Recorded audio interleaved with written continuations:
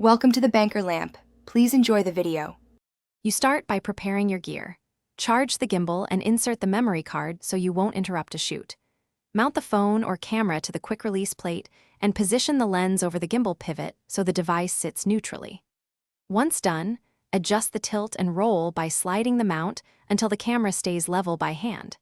This mechanical balance reduces motor strain and improves battery life, so make sure to balance before you power on the unit. You power the gimbal and wait for its calibration sequence so sensors align. Skipping this causes drift.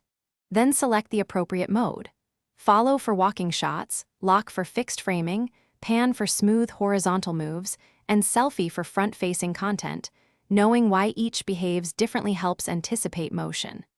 Use the joystick for precise framing and the trigger for temporary lock or recentering. Adjust motor strength to match payload weight so the unit responds predictably without jitter. You extend the selfie stick in stages and lock each section, keeping the camera close to the gimbal center to avoid torque and wobble.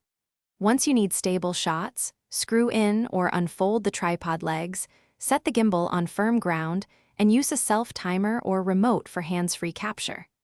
If you notice drifting or vibration, rebalance the mount, run calibration again, and make sure firmware and motor strength settings match your payload. Those steps fix most issues quickly. Thanks for watching. If this was helpful, leave a like and consider subscribing. See you next time.